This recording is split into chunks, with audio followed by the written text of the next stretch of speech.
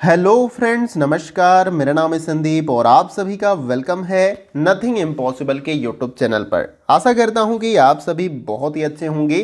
और आज के इस वीडियो में हम लोग यूजीसी नीट फर्स्ट पेपर में एग्जाम 2021 और 22 के लिए और इसके साथ ही साथ जो आपका करंट टाइम में एग्जाम चल रहा है उसके पॉइंट ऑफ व्यू से लोक विकास एवं पर्यावरण वाले यूनिट से, जिसको इंग्लिश में पीपल एंड एनवायरनमेंट भी कहते हैं, तो इस यूनिट से हम प्रैक्टिस सेट नंबर 4 को कवर करेंगे। इसके साथ ही साथ इस यूनिट से मैंने ऑलरेडी 3 प्रैक्टिस सेट आपको प्रोवाइड कर दिए हैं और वो प्रैक्टिस सेट काफी हेल्पफुल होंगे आपके एग्जाम के पॉइंट ऑफ व्यू से। तो अगर आपने उन वीडियो को नहीं देखा है तो चैनल पर जाइए, मैंने प्लेलिस्ट बना रखी है बाकायदे। मैंने जितने भी यूनिट से आपको इंपॉर्टेंट क्वेश्चन प्रैक्टिस सेट के कराए हैं उन सभी को आपके पेपर 1 के नाम से एक प्लेलिस्ट आपको मिल जाएगी। सबसे ऊपर ही प्रैक्टिस सेट के नाम से है वो, तो उसको क्लिक करेंगे तो सारा वीडियो आपको उसमें मिल जाएगा और काफी आपके एग्जाम में वो वीडियो हेल्प करने वाला है। तो इस वीडियो के अंतर्गत हम 25 इंपॉर्टेंट क्वेश्चन को कवर करेंगे और ये सारे क्वेश्चन प्रैक्टिस सेट क्वेश्चन होंगे। सभी क्वेश्चन को आपको अटेम्प्ट करना है और सभी का आंसर देने का प्रयास करना है। और मैं अपने तरफ से प्रयास करूंगा कि जो क्वेश्चन लगे कि महत्वपूर्ण है तो उसको मैं डिस्क्राइब भी करूंगा और उस क्वेश्चन का इंपॉर्टेंट डिटेल्स भी बताता हुआ चलूंगा। और मैं प्रयास करूंगा कि सभी क्वेश्चन को बहुत ही अच्छे से मैं डिस्क्राइब करूं ताकि क्वेश्चन समझ लें आप, तो आंसर भी आसानी के साथ दे लेंगे। तो चलिए वीडियो को स्टार्ट करते हैं। सबसे पहला क्वेश्चन आपके स्क्रीन पे है। आप देखिए क्वेश्चन नंबर 1 में पूछा जा रहा है कि वर्ष 2022 तक पवन ऊर्जा से बिजली उत्पन्न करने के लिए भारत सरकार ने क्या लक्ष्य निर्धारित किया है, यानी कि कितने गीगावाट बिजली उत्पन्न करने का लक्ष्य जो है भारत सरकार ने 2022 तक जो है यहां पर रखा है। ये आपको याद रखना है। यहां पर इंपॉर्टेंट चीज ये है आपका कि पवन ऊर्जा से पूछा जा रहा है, तो पवन ऊर्जा से कितना बिजली यहां पर उत्पन्न करने का लक्ष्य है। पहला यहां पर 60 गीगावाट, बी है 50 गीगावाट, सी है आपका 40 गीगावाट और डी है 15 गीगावाट। तो राइट आंसर आपको कमेंट बॉक्स में बताने का प्रयास करना है। तो इस क्वेश्चन का जो हमारा राइट आंसर हो जाएगा वो है आपका ऑप्शन नंबर ए। यहां पर क्या हो जाएगा, राइट आंसर हो जाएगा 60 गीगावाट का यहां पर लक्ष्य रखा गया है 2022 तक पवन ऊर्जा से जो है यहां पर बिजली उत्पन्न करने का। तो ये आपको याद रखना है। इसके साथ ही साथ महत्वपूर्ण बात एक ये भी है आपके लिए कि यहां पर बेसिकली 2022 तक जो है भारत सरकार के द्वारा नवीकरणीय ऊर्जा का लक्ष्य एक निर्धारित किया गया है 175 गीगावाट का। यहां पर आपको याद रखना है। अब इसी 175 गीगावाट में जो है ये 60 गीगावाट जो है आपका पवन ऊर्जा से हासिल करना है और बाकी के जो बचे आपके इसमें बेसिकली आपके एनर्जी है वो 100 गीगावाट आपका सौर ऊर्जा से यहां पर उत्पन्न करना है बिजली। और इसके साथ ही साथ जो है 10 गीगावाट आपका बायोमास से है और 5 गीगावाट आपका हाइड्रो पावर से है। तो इस प्रकार से जो है पूरा एक तरीके से अलग अलग नवीकरणीय स्रोतों से जो है बिजली यहां पर जो है उत्पन्न करना है 175 गीगावाट। इसका लक्ष्य जो है भारत सरकार के द्वारा 2022 तक रखा गया है, जिसमें पवन ऊर्जा के द्वारा बिजली उत्पन्न करना कितना है, 60 गीगावाट। ये आपको याद रखना है। तो आशा करता हूं क्वेश्चन क्लियर हो गया होगा। आइए अगला क्वेश्चन देखते हैं। अगला क्वेश्चन हमारा है क्वेश्चन नंबर 2। देखिए इसमें पूछा जा रहा है कि कौन सा प्रदूषक समुद्री प्रदूषण का सबसे बड़ा स्रोत है इन चारों विकल्पों में से। तो देखिए इस क्वेश्चन में एक विकल्प जो हमें टाइप करना था, क्योंकि एक से अधिक विकल्प यहां पर राइट हो सकते हैं। तो यहां पर आपका तो पहले ए आपका सही हो जाएगा कृषि अपवाह, फिर उसके बाद से सीवेज। सीवेज का मतलब जो आपके मेट्रोपॉलिटन सिटी होते हैं या शहर होते हैं, तो वहां पर जो भी मलजल नालियों से होकर फिर नदियों में जाता है, फिर उसके थ्रू यहां पर ओशियंस या महासागर में आता है। तो इस सीवेज का पानी भी आपका सबसे बड़ा स्रोत है। इसके साथ ही साथ कृषि अपवाह। कृषि अपवाह का मतलब कि जब हम एग्रीकल्चर करते हैं, कृषि करते हैं, तो तमाम तरह के रासायनिक कीटनाशकों का हम इस्तेमाल करते हैं जो मिट्टी में रह जाता है। फिर बारिश के समय में वहां पर पानी होता है और वो पानी फिर से नदियों में बह के आता है, तो कहीं ना कहीं वो कीटनाशक नदियों के सारे फिर से महासागर में आ जाते हैं। तो सबसे यहां पर बड़ा स्रोत आपका क्या हो जाएगा, कृषि अपवाह और सीवेज का जो पानी होता है। बाकी ये भी है आपका तेल का रिसाव, औद्योगिक आकृष्ट जल, ये भी है, लेकिन ये कम है। तो यहां पर क्या पूछा गया कि सबसे बड़ा स्रोत। तो अगर आपको मिल जाए विकल्प में ऐसे कि कृषि अपवाह और सीवेज का पानी, तो वो आपका राइट हो जाएगा, जो कि मैंने यहां पर टाइप नहीं किया है। तो थोड़ा सा इसको आप समझ लीजिएगा। तो आशा करता हूं कि क्वेश्चन आपने अच्छे से समझ लिया होगा। आइए अगला क्वेश्चन देखते हैं। अगला क्वेश्चन हमारा है क्वेश्चन नंबर 3। देखिए इसमें पूछा जा रहा है कि परमाफ्रोस्ट किस बायोम की विशेषता को बताता है। इन चारों विकल्पों में से आपको राइट आंसर बताना है। देखिए मैं हर वीडियो में आपसे बोलता हूं कि आपके पास काफ़ी समय है जब इस तरीके से मैं आपको प्रैक्टिस सेट कराता हूं।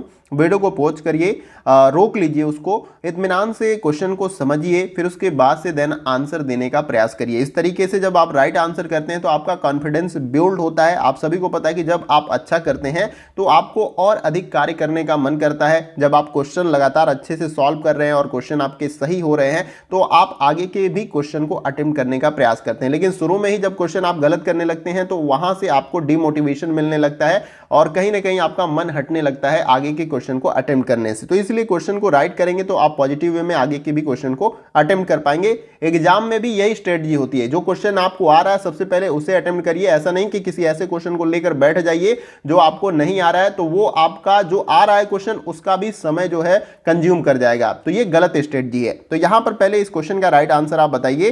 तो देखिए इस क्वेश्चन का जो हमारा राइट आंसर हो जाएगा वो है आपका option number B, tundra biome यहां पर राइट आंसर हो जाएगा। तो देखिए परमाफ्रोस्ट या स्थायी तुषार भूमि वह मिट्टी होती है जो 2 वर्षों से अधिक अवधि के लिए 0 डिग्री सेल्सियस से कम तापमान पर होता है, जो टुंड्रा बायोम की एक विशेषता होती है। तो ये आपको याद रख लेना है। यहां पर ऑप्शन बी क्या है, राइट आंसर। आइए अगला क्वेश्चन देखते हैं। अगला क्वेश्चन हमारा है क्वेश्चन नंबर 4। देखिए इसमें पूछा जा रहा है कि कच्छ वनस्पति कहां मिलती है। इन चारों विकल्पों में से आपको बताना है।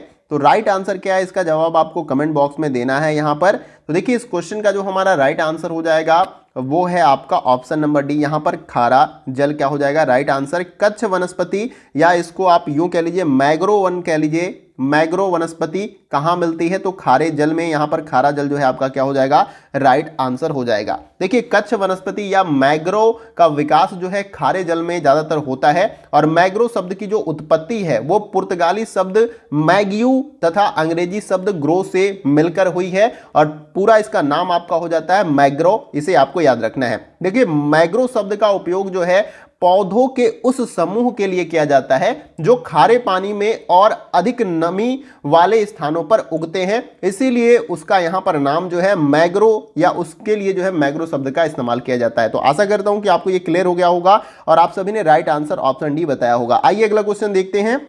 अगला क्वेश्चन हमारा है क्वेश्चन नंबर 5। देखिए इसमें पूछा जा रहा है कि यूट्राफिक जल में केमिकल ऑक्सीजन की मांग होती है, किस प्रकार की होती है, निम्न होती है, उच्च होती है, मध्यम होती है, बिल्कुल निम्न होती है। इसका राइट आंसर आपको कमेंट बॉक्स में बताने का प्रयास करना है।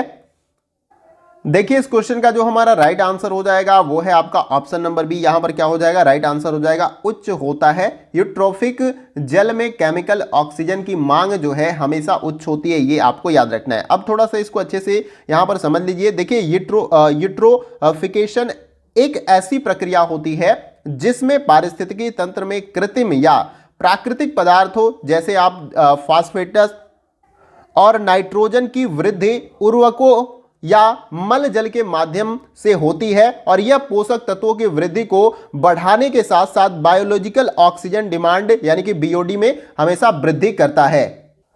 आशा करता हूं कि क्वेश्चन आपको क्लियर हो गया होगा। आइए अगला क्वेश्चन देखते हैं। अगला क्वेश्चन हमारा है क्वेश्चन नंबर 6। देखिए इसमें पूछा जा रहा है कि निम्नलिखित में से किस प्रदूषक को भारत में वायु गुणवत्ता में सूचकांक में शामिल किया गया है। यहां पर में नहीं होगा, ठीक है। वायु गुणवत्ता सूचकांक में शामिल किया गया है, ऐसी कौन सी गैस है। इन चारों विकल्पों में से आपको बताना है कि ऑप्शन ए सही है, बी सही है, सी सही है या डी सही है। चारों विकल्पों में से राइट आंसर क्या है, इसका जवाब आपको देना है। देखिए इस क्वेश्चन का जो हमारा राइट आंसर हो जाएगा वो है आपका option number C, sulphur dioxide जो है यहाँ पर राइट आंसर हो जाएगा। किस प्रदूषक को भारत में वायु गुणवत्ता में या वायु गुणवत्ता सूचकांक में जो है शामिल किया गया है, तो सल्फर डाइऑक्साइड है। और इसके साथ ही साथ यहाँ पर आपको ये भी याद रख लेना है कि कार्बन डाइऑक्साइड गैस क्या है, ग्लोबल वार्मिंग के लिए जिम्मेदार गैस है, ठीक है। इसे आपको याद रखना है। और क्लोरोफ्लोरोकार्बन यहाँ पर है, तो ये आप सभी को पता होगा कि जो ओजोन परत है उसके क्षय के लिए ये जिम्मेदार गैस है, कौन सी, क्लोरोफ्लोरोकार्बन। ये भी आपको याद रखना है। आइए अब अगला क्वेश्चन देखते हैं। अगला क्वेश्चन हमारा है क्वेश्चन नंबर 7। देखिए इसमें पूछा जा रहा है कि अंतर्राष्ट्रीय सौर संधि इंटरनेशनल सोलर अलायंस की स्थापना हेतु संयुक्त रूप से किसने प्रयास किया था। इन चारों विकल्पों में से आपको बताना है। सही जवाब बताइए, वीडियो को पॉज करिए, क्वेश्चन को समझिए और राइट आंसर बताने का प्रयास करिए। देखिए इस क्वेश्चन का जो हमारा राइट आंसर हो जाएगा वो है आपका ऑप्शन नंबर बी, यहाँ पर फ्रांस और भारत के द्वारा जो है यहाँ पर ये प्रयास किया गया था। कौन सा प्रयास, अंतर्राष्ट्रीय सौर संधि यानी कि इंटरनेशनल सोलर अलायंस की स्थापना किसके संयुक्त प्रयास से जो है यहाँ पर हुआ था, तो भारत और यहाँ पर फ्रांस के द्वारा। देखिए यहाँ पर अंतर्राष्ट्रीय सौर संधि यानी इंटरनेशनल सोलर अलायंस सौर ऊर्जा कि दक्षतापूर्ण उपयोग को प्रोत्साहित करने हेतु जो है 121 देशों का एक संगठन है, ये आपको याद रखना है। और यहां पर अंतर्राष्ट्रीय सौर संधि का उद्घाटन भारत व फ्रांस के द्वारा जो है 30 नवंबर 2015 को, कब, 30 नवंबर 2015, ये भी याद रखिए 30 नवंबर 2015 को जो है पेरिस में किया गया था। जगह भी आपको याद रखना है, कौन सी जगह है, पेरिस है यहां पर। फिर इसके साथ ही साथ जो है इस संगठन का मुख्यालय कहां पर है, तो भारत के अंदर जो है गुरुग्राम, जो कि हरियाणा में पड़ता है, वो भी आपको याद रखना है। आइए अब अगला क्वेश्चन देखते हैं। अगला क्वेश्चन हमारा है क्वेश्चन नंबर 8। देखिए इसमें पूछा जा रहा है कि जलवायु परिवर्तन के संबंध में राष्ट्रीय कार्य योजना के अंतर्गत निम्नलिखित में से कौन सा मिशन जो है आपका या शामिल है, तो उसको आपको बताना है। नीचे दिए गए इन चारों विकल्पों में से आपको सही आंसर बताना है। यहां पर कार्य योजना के संदर्भ में कुछ विकल्प दिए गए, उसे आपको अच्छे से पढ़ लेना है। फिर देन नीचे दिए गए इन चारों विकल्पों में से अपना सही आंसर आपको बताने का प्रयास करना है। देखिए पहला जो यहां पर ऑप्शन दिया गया आपका हिमालयी पारिस्थितिकी तंत्र को संपोषण करना, दूसरा है सतत वन प्रबंधन, तीसरा है यहां पर जलवायु परिवर्तन हेतु रणनीतिक जानकारी। अब आपको इसे अच्छे से समझना है, इसमें से तीनों भी सही हो सकते हैं, एक भी सही हो सकता है या दो सही हो सकते हैं, ये आपको जवाब देना है। देखिए इस क्वेश्चन का जो हमारा राइट आंसर हो जाएगा वो है आपका ऑप्शन नंबर डी। देखिए पहला और तीसरा आपका राइट आंसर हो जाएगा, हिमालयी पारिस्थितिकी तंत्र को संपोषण करना। इसके साथ ही साथ जलवायु परिवर्तन हेतु रणनीतिक जानकारी जो है यहां पर आपका राइट आंसर हो जाएगा, क्योंकि क्वेश्चन में यही पूछा गया कि जलवायु परिवर्तन के संबंध में राष्ट्रीय कार्य योजना के अंतर्गत जो है आपका ये दोनों शामिल है, पहला और तीसरा, ये आपको याद रखना है। आशा करता हूं क्वेश्चन क्लियर हो गया होगा। आइए अगला क्वेश्चन देखते हैं। अगला क्वेश्चन हमारा है क्वेश्चन नंबर 9। देखिए इसमें पूछा जा रहा है कि निम्नलिखित में से कौन सा नगर पालिका वाले ठोस कचरे की जैव वैज्ञानिक विधि है। इन चारों में से ही आपको बताना है कि ऑप्शन ए सही है, बी सही है, सी सही है, डी सही है। इसका जवाब आपको कमेंट बॉक्स में देना है। देखिए इस क्वेश्चन का जो हमारा राइट आंसर हो जाएगा वो है आपका ऑप्शन नंबर सी। यहाँ पर कंपोस्ट तैयार करना जो है आपका राइट आंसर हो जाएगा, क्योंकि क्वेश्चन में पूछा गया कि इन चारों विकल्पों में से कौन नगर पालिका वाले ठोस कचरे की जैव वैज्ञानिक विधि है। तो कंपोस्ट तैयार करना जो है जैव वैज्ञानिक विधि है, ये आपको याद रखना है। तो यहां पर ऑप्शन सी क्या हो जाएगा आपका राइट आंसर। आइए अगला क्वेश्चन देखते हैं। अगला क्वेश्चन हमारा है क्वेश्चन नंबर 10। देखिए इसमें पूछा जा रहा है कि पानी में किसकी अधिकता से ब्लू बेबी सिंड्रोम होता है। ये एक प्रकार की प्रॉब्लम है, बीमारी है, और आपको बताना है कि पानी में किसकी अधिकता के कारण जो है ब्लू बेबी सिंड्रोम होता है। इसका राइट आंसर आपको कमेंट बॉक्स में बताना है। देखिए इस क्वेश्चन का जो हमारा राइट आंसर हो जाएगा वो है आपका ऑप्शन नंबर सी। यहाँ पर नाइट्रेट की अधिकता के कारण, पानी में जो है नाइट्रेट की अधिकता के कारण जो है ब्लू बेबी सिंड्रोम जो है यहाँ पर होता है, ये आपको याद रखना है। ये एक प्रकार का रोग है और इस रोग में बच्चों को सांस लेने में परेशानी, उल्टी एवं दस्त आदि भी होता है, ये आपको याद रखना है। अगर ऐसे लक्षण आपको देखने को मिलते हैं तो आप समझ लीजिए कि ब्लू बेबी सिंड्रोम जो है यहाँ पर प्रॉब्लम या बीमारी जो है ये आपका हो जाएगा। तो यहाँ पर राइट आंसर क्या है, ऑप्शन नंबर सी, नाइट्रेट के कारण ये होता है। आइए अगला क्वेश्चन देखते हैं। अगला क्वेश्चन हमारा है क्वेश्चन नंबर 11। देखिए इसमें पूछा जा रहा है कि निम्नलिखित में से पेरिस समझौते की विशेषताएं कौन सी है। तो यहाँ पर पेरिस समझौते के संदर्भ में कुछ विशेषताओं के बारे में दिया गया है, उसे आपको अच्छे से पढ़ लेना है, समझ लेना है। देन उसके बाद आपको सही उत्तर का चुनाव करना है, यानी कि इन चारों विकल्पों में से कौन सा विकल्प सही है उसका जवाब आपको देने का प्रयास करना है। देखिए इस क्वेश्चन का जो हमारा राइट आंसर हो जाएगा वो है आपका ऑप्शन नंबर सी। यहां पर दूसरा और तीसरा क्या हो जाएगा आपका राइट आंसर हो जाएगा। ये जो है पेरिस समझौते के अंतर्गत जो है यहां पर राइट आंसर हो जाएगा। देखिए यह समझौता साम्य और यहां पर उभयनिष्ठ के सिद्धांतों की पहचान करता है, पर उनका दायित्व भिन्न भिन्न होता है, ये आपका राइट है। और पेरिस समझौता आपका संबंधित है 2020 के जलवायु हस्तक्षेप से। तो ये दोनों स्टेटमेंट्स जो हैं आपके पेरिस समझौते की विशेषताओं के अंतर्गत सही हो जाएंगे, इसलिए यहां पर ऑप्शन सी क्या हो जाएगा आपका राइट आंसर।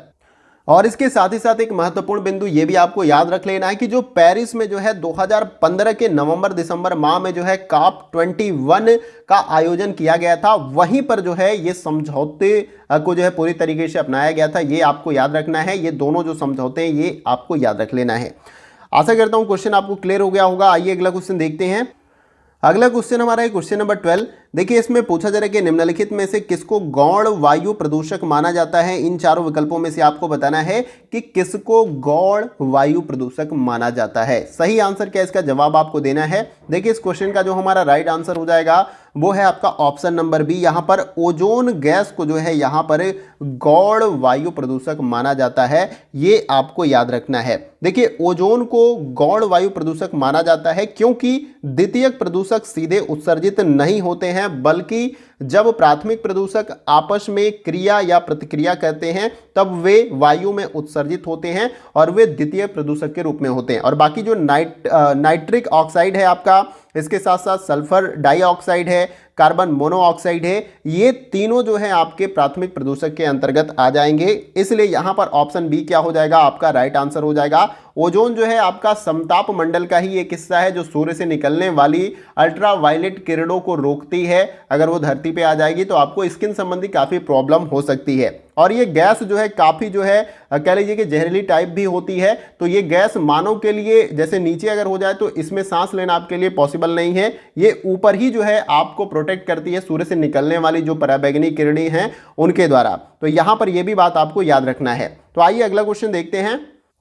अगला क्वेश्चन हमारा है क्वेश्चन नंबर 13। देखिए इसमें पूछा जा रहा है कि भारत सरकार द्वारा वर्ष 2030 तक भारत में विद्युत शक्ति की कुल संस्थापित क्षमता में नवीकरणीय ऊर्जा की हिस्सेदारी का कितना लक्ष्य यहां पर रखा गया है 2030 तक, ये भी याद रखिए। अभी नवीकरणीय ऊर्जा से संबंधित एक क्वेश्चन मैंने ऊपर कराया था, वहां पर वायु द्वारा नवीकरणीय ऊर्जा का उत्पादन 2022 तक कितना करना था भारत सरकार को, तो मैंने आपको बताया था 60 गीगावाट।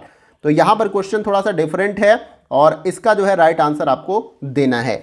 देखिए इस क्वेश्चन का जो हमारा राइट आंसर हो जाएगा वो है आपका ऑप्शन नंबर सी। यहां पर 40% जो है आपका राइट आंसर हो जाएगा। यहां पर भारत सरकार द्वारा 2030 तक जो है भारत में विद्युत शक्ति की कुल संस्थापित क्षमता यानी कुल विद्युत जो उत्पादित होगी उसमें नवीकरणीय ऊर्जा का हिस्सेदारी कितना होगा, 40% होगा। यह भी आपको याद रखना है। कब तक, 2030 तक। काफी इंपॉर्टेंट है ये क्वेश्चन, जो है काफी इंपॉर्टेंट है आपके एग्जाम के पॉइंट ऑफ व्यू से। आइए अगला क्वेश्चन देखते हैं।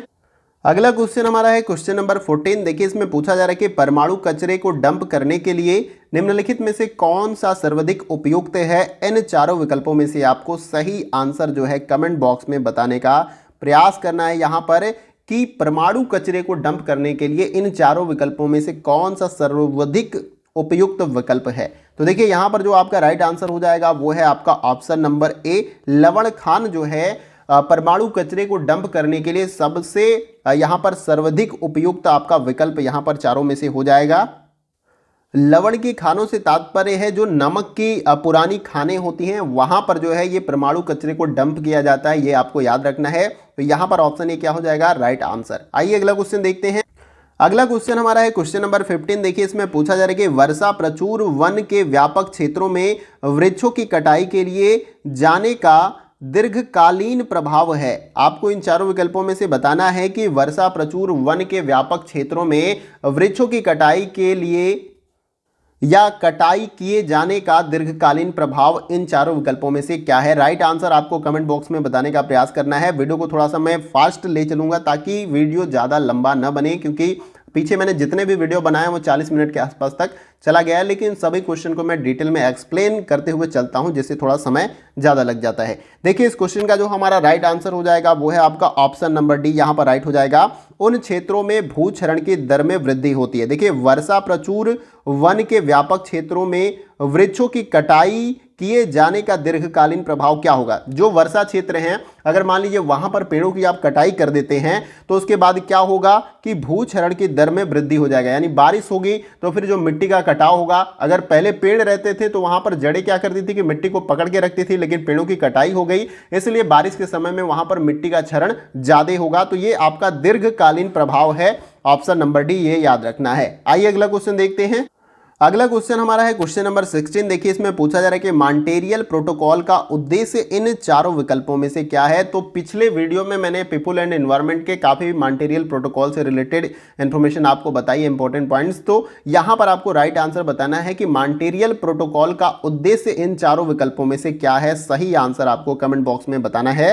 देखिए इस क्वेश्चन का जो हमारा राइट आंसर हो जाएगा वो है आपका ऑप्शन नंबर बी। यहां पर क्या हो जाएगा, राइट आंसर हो जाएगा ओजोन अपव्यय अपायकारी पदार्थों को चरणबद्ध तरीके से दूर करना जो है मॉन्ट्रियल प्रोटोकॉल का उद्देश्य है, ये आपको याद रखना है। इसके साथ ही साथ आप सभी के लिए क्वेश्चन है कि मॉन्ट्रियल प्रोटोकॉल जो कि एक अंतर्राष्ट्रीय संधि है, इससे जो है कब से प्रभावी माना जाता है, ये आपको बताना है कमेंट बॉक्स में। ये कब से प्रभावी है आपका मॉन्ट्रियल प्रोटोकॉल, जो कि एक अंतर्राष्ट्रीय संधि है, और ये कब से प्रभावी है, उस डेट को और उस वर्ष को आपको क्या करना है, कमेंट बॉक्स में बताने का प्रयास करना है। आइए अब अगला क्वेश्चन देखते हैं। अगला क्वेश्चन हमारा है क्वेश्चन नंबर 17। देखिए इसमें पूछा जा रहा है कि निम्नलिखित में से ऊर्जा के किस स्रोत में न्यूनतम विद्युत उत्पादन होता है। इन चारों में से आपको बताना है कि इन सभी विकल्पों में से ऊर्जा के किस स्रोत से न्यूनतम विद्युत उत्पादन होता है।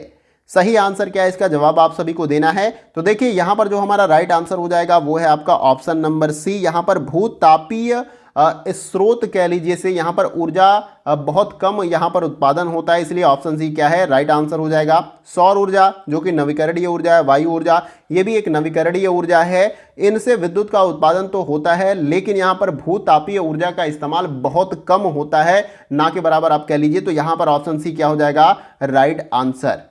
आशा करता हूं क्वेश्चन आपको क्लियर हो गया होगा। आइए अगला क्वेश्चन देखते हैं। अगला क्वेश्चन हमारा है क्वेश्चन नंबर 18।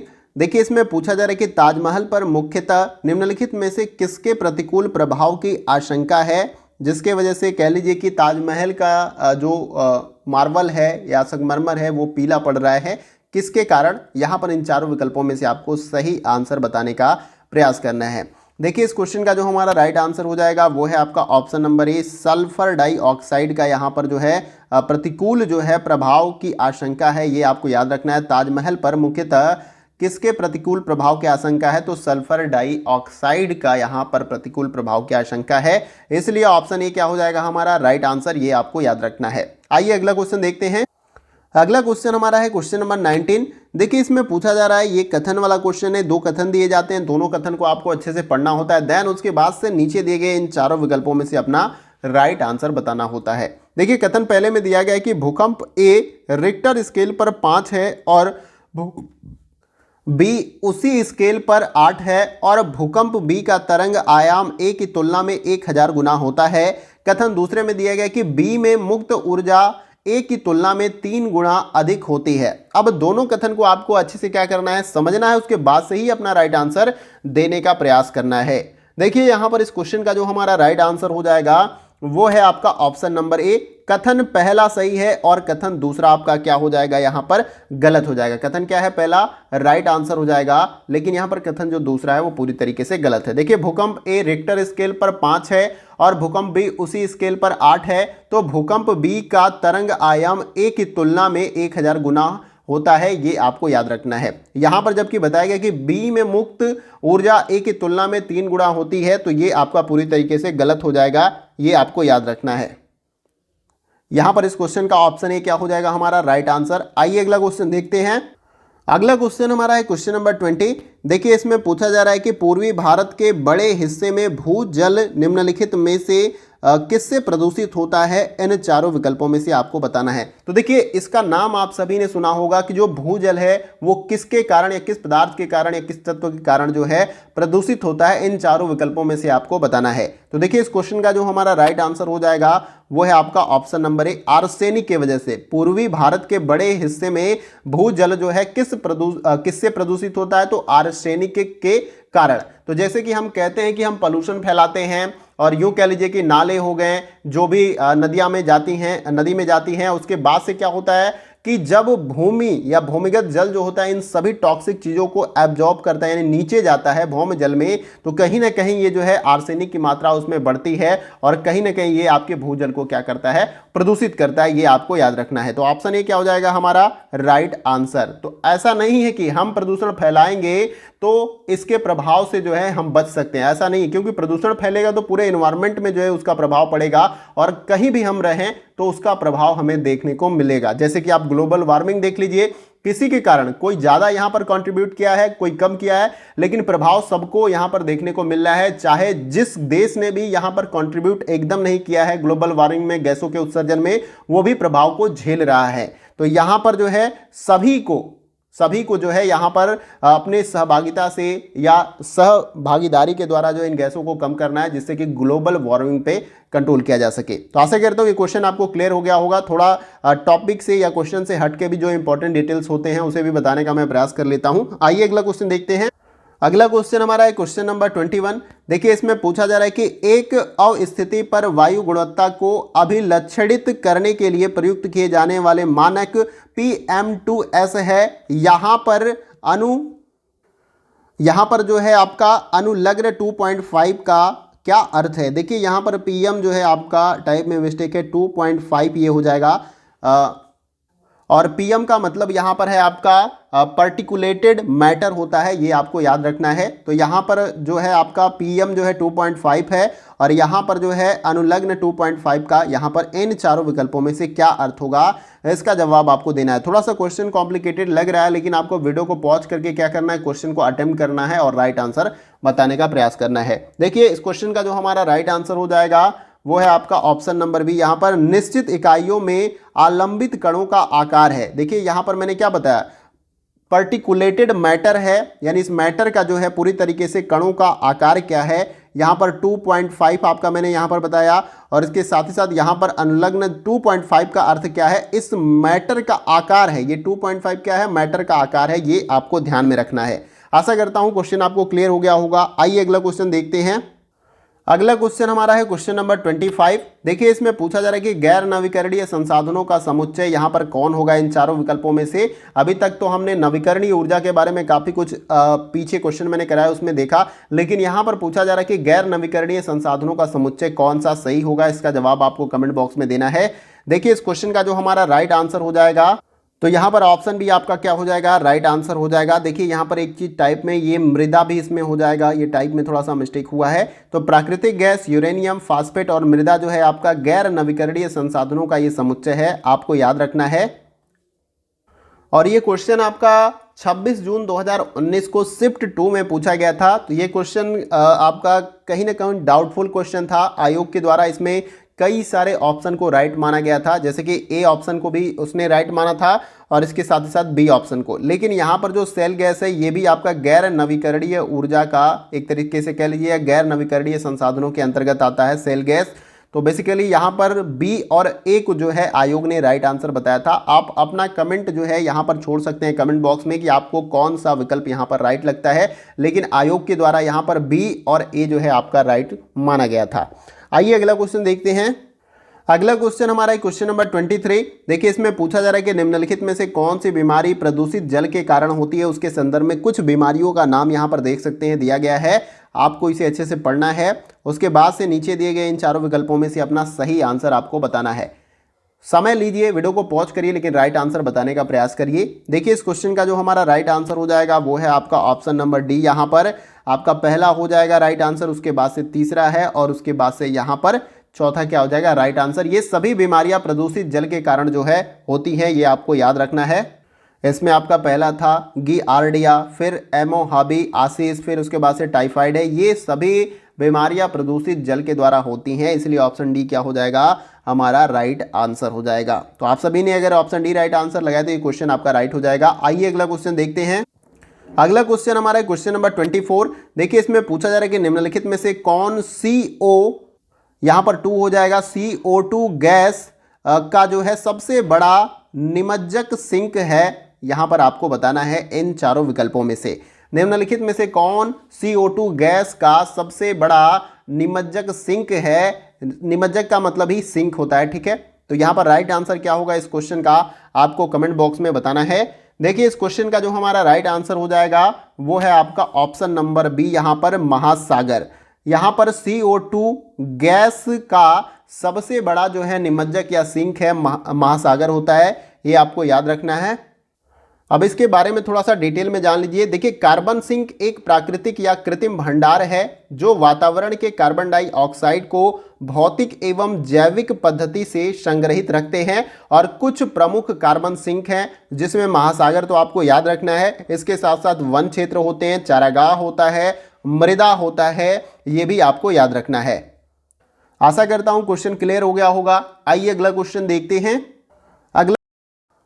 अगला क्वेश्चन हमारा है क्वेश्चन नंबर 25 और ये वीडियो का हमारा लास्ट क्वेश्चन होगा। देखिए इसमें पूछा जा रहा है कि निम्नलिखित में से कौन सा अवाहन जन्य प्रदूषक है, यानी वाहन से नहीं निकलता है वह प्रदूषक इन चारों विकल्पों में से कौन सा है। अवाहन का मतलब वाहन से वो नहीं निकलता है, वही प्रदूषक हमें यहाँ पर बताना है। तो इसका जवाब आपको कमेंट बॉक्स में देना है। देखिए इस क्वेश्चन का जो हमारा राइट आंसर हो जाएगा वो है आपका ऑप्शन नंबर ए, क्लोरोफ्लोरोकार्बन जो है ये अवाहन जन्य प्रदूषक है।